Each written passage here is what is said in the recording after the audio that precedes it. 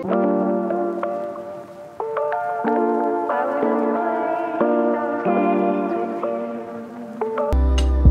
we know one thing, it's that Vivienne Westwood was an icon, a legend, and a star. And this is a breakdown of 5 of her most important collections that took place between the start of her career in the 1970s and the beginning of her pivot to fashion designer to the stars in the 1980s. My name is Luke Marr, and this is Hot Mode, and yes, today on Hot Mode we are exploring the early career of Vivienne Westwood. Now this video is an abridged version of the early Vivienne Westwood history, because in reality, if you'd like to become a channel member for just $1 a month, you can actually get the full video that will explain much more detail, much more context, and much more nuance about Vivienne Westwood's work. And so if you press that little join button down below, you can see that full version. But if you're not interested in that, this video is definitely going to be giving you what you need in terms of the hard, cold facts about Vivienne Westwood's work and her style from her early period. But obviously, we need a little bit of context to Vivienne Westwood's work, so let's start with a bit of a background on the legend herself. Now, Vivienne Westwood was born on April 8th, 1941 in Tintwistle, outside of Manchester in the United Kingdom. Her parents were working-class Northern Brits, and her early years were formed in part by World War II.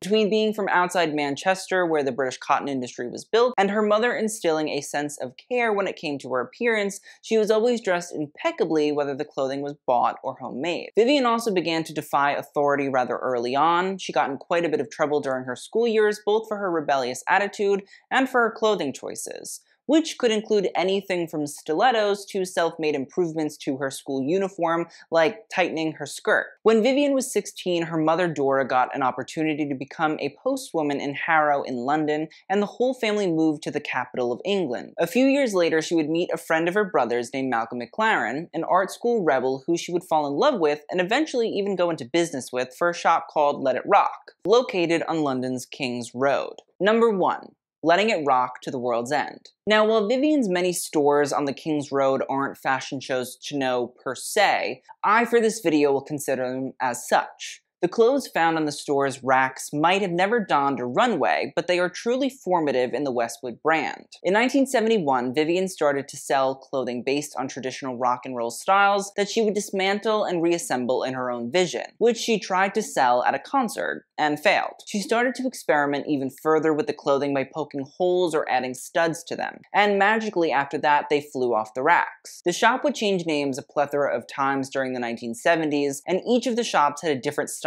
to them. Let It Rock was the first, where Westwood was making more Teddy Boy inspired pieces to begin her clothing adventure. The Teddy Boys were young British men following World War II who dressed in a British Edwardian style, and their clothing was also partially inspired by American rock and roll dress, particularly zoot suit jackets, which were rather long and lifted from Chicano and African American styles. Vivienne was fascinated by the Teddy Boy style and began to buy suits and deconstruct them to understand their composition, and then recreate them in neon colors with faux fur trims or sequins attached. She would also take vintage originals and painstakingly repair them with authentic materials in order to recreate their original condition. Let It Rock quickly burned out for a few reasons, the first being that Vivienne and Malcolm were running out of stock of clothing, and the second being that Vivienne couldn't stand the actual Teddy Boys that came into the shop, as the Teddy Boy culture was notoriously racist and sexist. So, Too Fast to Live, Too Young to Die was born in 1973. And while the store did sell some zoot suits and creepers, as those were still the moneymakers, Vivienne also found a new creativity and ability to display her own designs. She began to create clothing inspired by biker culture. T-shirts would be adorned with everything from studs and rips to tears and chains that would become punk-style staples seen here on this famous Venus t-shirt. There were also the more radical chicken bone shirts that used discarded chicken bones to create shirts that read rock or perv in bones and chains. Sex was the next one, and it's the most famous of the shops, and debuted itself in 1974, as Vivienne and Malcolm wanted to explore fetish culture and clothing. The store did everything it could to shock, from having headless mannequins displayed in the window in orgy style, or selling lingerie with holes cut in certain regions for easy access. There were custom-made latex bodysuits, essentially seen as a sex-driven version of haute couture due to its impeccable fit and detail. Now, the early Vivienne Westwood and Malcolm McLaren work could be really crude in a fun, rebel-against-the-world way, but it also could be really crude in a way that could make light of serious issues and atrocities. Designs like the Two Naked Cowboys t-shirt, which actually got Westwood and McLaren arrested for indecent exposure to the public, were examples of them pushing the envelope in a sexual but still somewhat lighthearted way. But then, of course, we must discuss the Destroy t-shirts that were designed by Westwood and McLaren, which had the text Destroy written across the torso with a picture of a swastika and an inverted crucifix printed upon it. These shirts are obviously jarring due to the large swastika that sits in the center, and obviously reminds one of the horrific atrocities of the Nazi regime and the Holocaust that killed 6 million people. It might change the way many feel about Westwood, which is absolutely fair, but we should keep in mind that Malcolm McLaren was also a key presence in the early designs of sex, and McLaren also happened to be half Jewish on his mother's side. Vivienne would even state about McLaren's wanting to add the swastika to the shirt in her memoir, "He wanted to shock," before taking a pause and continuing, "I was worried about the swastika, for instance, but Malcolm, being Jewish, had his reasons for wanting to do that kind of thing." McLaren would even be quoted as saying, "She was never someone who could articulate any idea or thought. She did not have any ideas, she did not think of herself as being creative, but she was phenomenally good with her hands," in regards to the early graphic t-shirts in the sex shop. While we are attributing a lot of these early designs to Vivienne, we cannot discount McLaren's input into this early work either. Now, at the end of 1976, the store once again changed face as it became known as Seditionaries, which Vivienne said was used as a way to, quote, seduce people into revolt. Seditionaries saw its own controversial graphic t-shirt with a portrait of Queen Elizabeth II that had a safety pin through her nose, which would later become a punk staple, and a slogan that read, "God Save the Queen." Their bondage suit was another staple of the store at the time, with the shirt and jacket sets being based on actual bondage suits, obviously remnants of the sex appeal of their previous store. But the bondage suit was much more punk in bright reds and dark black cottons, and featured rather useless metal clips and grommets, as well as fabric belt fasteners that could constrict the fabric around particular body parts. Now, the final name of the store during this turbulent and tumultuous decade was World's End, and its creation leads us into the second, but really first fashion show to know, Pirate.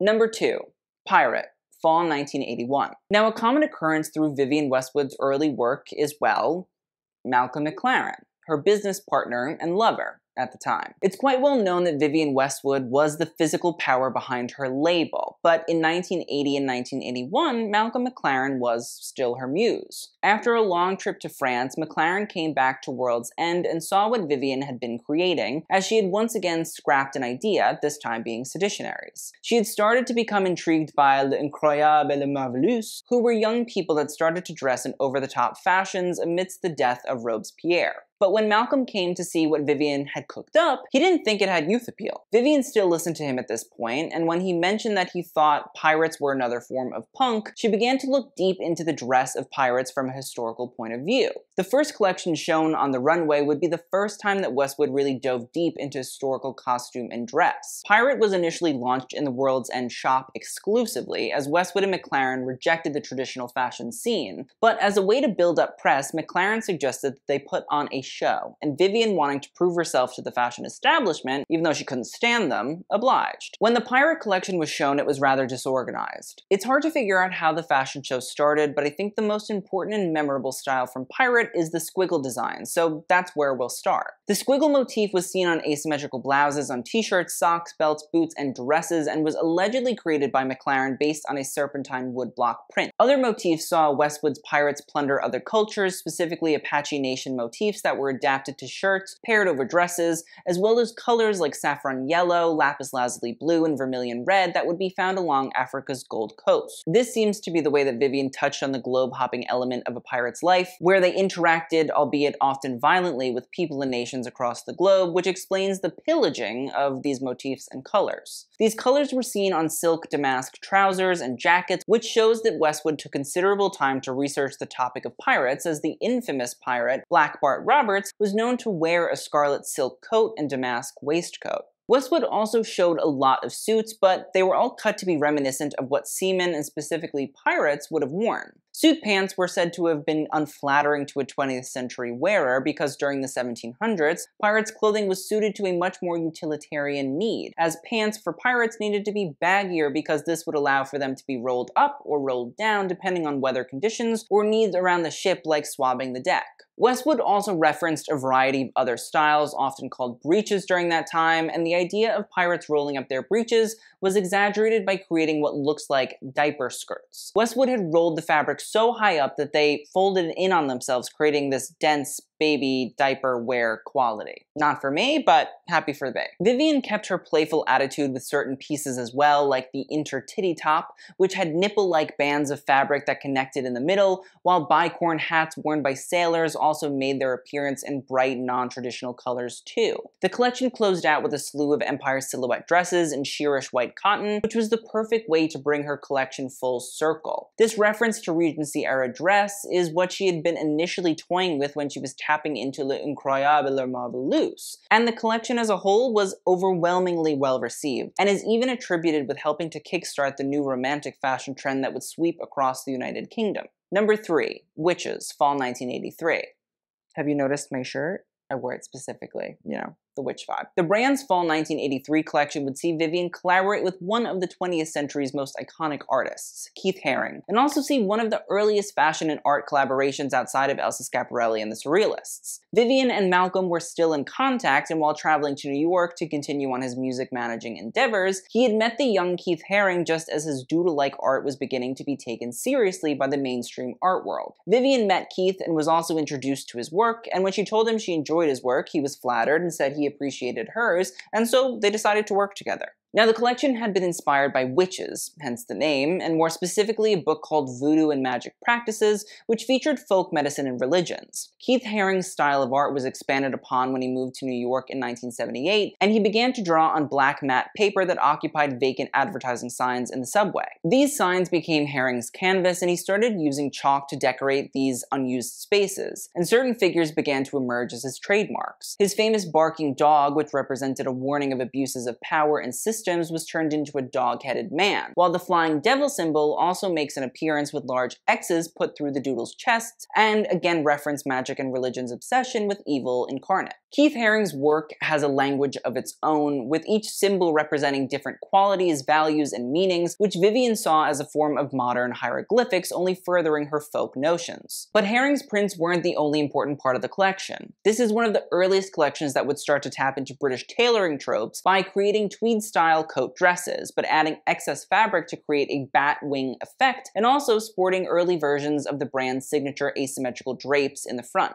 We could also see that Vivienne was taking her midi-length skirts that were gathered or pleated and adding a bandage-like wrap of fabric that would start at the waist and move down to the top of the hip, which would also elongate the torso. Now, this collection as a whole saw the early adoption of what would become fashion industry staples, like sneakers on the runway, as well as clothing deconstruction. And all in all, Witches was yet another radical collection that saw the advent of quite a few common practices within the fashion industry that often still to this day are falsely attributed to male fashion designers. Number 4, Mini Cranny, Spring 1986. The Spring 1986 Vivienne Westwood collection was the first one where she was free from Malcolm McLaren, and was also a collection that was made under the label Vivienne Westwood for the first time. Westwood, between her Witches collection and Mini Cranny, had actually been designing and producing her collections in Italy, which gave her a whole new perspective on fashion. And when Mini Cranny was shown, it transformed the fashion landscape. We need to quickly understand that before Vivienne had shown this collection, two French designers, Claude Montana and Thierry Mugler, had created a silhouette for the ladies of the 80s. It was sharp, harsh, and edgy, and was usually androgynous, and the fact that women were becoming more commonplace in the workforce led to a no-frills vibe to clothing as women wanted to be taken seriously. But Mini Cranny completely diverted from that notion. The collection is called Mini Cranny because there were dresses that fell either right to the knee or right above it, and were meant to mirror the mini skirt that was popular during the 1960s, but the skirt portions of these dresses were not flat or form-fitting, but rather made up of 3-ring crinoline underskirts that added a bell shape to the silhouette in reference to the crinoline gowns of the 1860s. Vivienne had mixed two completely different decades together to create a style that was rather costumey, but no doubt brand new. The mini crannies came in quite a few forms. There were, of course, dress versions, many in silks and some with patterns of cream and red in reference to Minnie Mouse's iconic dresses, as Westwood was inspired by Walt Disney's work. There were also skirt suit versions done in tailoring pinstripes. Other versions saw off-the-shoulder styles created with draped chiffon that were hiked up and exposed the cranny underneath, while others were made up of perforated cottons. Their many different forms show that they could be multifaceted rather than comical, and other designers like Karl Lagerfeld and Christian Lacroix would later be inspired by them. But the mini crannies were not the only styles on display, as there were quite a few swimsuits around as well. There were denim sets that were bleached to create star or polka dot patterns, and ruche styles that created both bloomer and hobble-like effects. This is the season where Vivienne also debuted platform shoes, which would go on to become a signature for the brand. We also see for the first time Vivienne's playing with loungewear and boudoir styles not as undergarments, but rather as a standalone piece to be worn as outerwear. They weren't exactly the Vivienne Westwood corset that we know, but they were very, very early versions of it. Mini Cranny as a collection saw Vivienne Westwood return to playing on traditional historic dress and costume while also modernizing and remixing them. And it was the collection that made the fashion press sit up in their chairs and recognize Vivienne once again as one of the industry's most exciting and prominent designers. Number 5. Harris Tweed, Fall 1987. The last collection we'll be discussing in this video is called Harris Tweed, based on the heavy tweed cloth that originates in Scotland, and was a rather stark pivot from what Vivienne historically was producing under her many labels. British patriotism had rubbed off on Vivienne when she returned to the UK to live and work, and she began to dedicate herself to the very British or English craft of tailoring. The history of tailoring in the United Kingdom goes back centuries, as royalty and aristocracy often had handmade and tailored clothes, but in 1666, King Charles II revealed a new fashion that was the birth of the original three-piece suit that would define tailoring and suiting still to this day. This long history of English and British tailoring is what Vivienne found interesting, as she wanted to parody it, but still respect the craft of tailoring, which was becoming more and more niche. One incredibly important element of tailoring is its signature textiles, with one of them being Harris Tweed, which originates in Scotland. Harris Tweed was developed by the people of the Outer Hebrides on the west coast of Scotland, on the Isles of Lewis and Harris, and was originally made by local farmers from sheep on their lands. It became popular because of its resistance to wind and damp weather that is common on the Scottish Isles, and eventually was adopted by the upper classes as a fabric for sporting and hunting. Vivienne was also taken by styles of the youth of the British upper crust, whether it be their school uniforms or the way they dressed to attend events like debutante balls. The initial influence on this schoolgirl style came from two unlikely sources: Queen Elizabeth II and Princess Margaret. Photos from the 1930s and 1940s depicted Queen Elizabeth and Princess Margaret wearing heavy double-breasted wool coats, which we could see reflected on the runway in a range of blues, and certain aristocratic schools in the UK have distinct uniforms, like Fettes College in Scotland, whose striped blazer is hard to forget, very hard to forget, which Vivienne might have tapped into for a daring grey pleated skirt and blazer combo. Also, if Vivienne Westwood at this time wasn't touching that pink and brown blazer, you know that maybe you've gone a bit too far. Vivienne also presented gym slips or pinafore dresses paired over top of white blouses that not only would have been worn by sporting young girls at these elite schools, but also her and her own classmates from her youth in Tintwistle. Skirt suits for women in bright red and navy blues were presented as well, and Vivienne was especially drawn to these tweeds not only because of their association to royalty and aristocracy, but also because they were dyed to replicate colors seen throughout the different aspects of living in the Outer Hebrides. Other quintessentially British styles came through in plaid skirts paired with jersey turtlenecks that were certainly referencing the Windsor family photos at Balmoral Castle, and cardigans and tank tops produced by British brand John Smedley, commonly called twin sets, which Vivienne had grown up wearing. And speaking of twin sets, they housed another bright new addition to the Vivienne Westwood lineup and brand. On their right breast, one could see the embroidery of the now famous Vivienne Westwood orb. We also for the first time see the association between Westwood and pearls in this collection, as she linked the pearl strands wrapped around models' necks to the fact that they were often paired with twin sets, only furthering how groundbreaking this collection was. The collection closed out with the greatest of the Vivienne Westwood lexicon, the corset. While Vivienne had been exploring the corset in Mini Cranny, here in the Harris Tweed collection she refined it. These corsets were based on a vintage style that was found in a vintage market, which was from the 18th century and pushed the bust up and out, which prompted Vivienne to find an authentic copy she could use to make patterns of. Now, one of the styles seen on the runway was a blue velvet corset with a matching blue velvet Mini Cranny skirt that had a plastic boning across the front underneath the panel of the blue velvet. The side of the corsets was made up of a striped stretchy lycra mesh that would remove the need for a personalized haute couture-like fitting and make the garments viable for sale in a ready-to-wear context, which was a brilliant idea. Other versions of the corset emerged in red and black velvet, while others were seen in white and light blue silks with cream mesh on the sides. Vivienne continued her look at royalty by creating faux ermine tippets or shortened capes to recreate the luxury fur. That was often reserved for royalty exclusively to wear, and even had Stephen Jones recreate the royal crowns out of strips of leftover Harris tweed, only furthering this reference to the monarchy. Harris Tweed as a collection was met with rave reviews and also changed the way the British public saw Westwood. She had changed from this rebellious punk and instead was embracing the history of the United Kingdom and its craft. That is the end of this Vivienne Westwood video. It's short and it's sweet, but hopefully packed full of dense fashion nutrients. If you want more info on these specific collections, check out our channel member exclusive version by pressing that join button, paying just $1 a month for exclusive content and denser fashion history videos. Please let me know what you all thought of these collections in the comments down below, and tell me which one was your favorite or something you didn't know actually about any of these collections. And if you want me to do a version of this on the 1990s collections by Vivienne Westwood, you better let me know. So thank you all so much for watching. I will see you guys in the next video, and TTYL.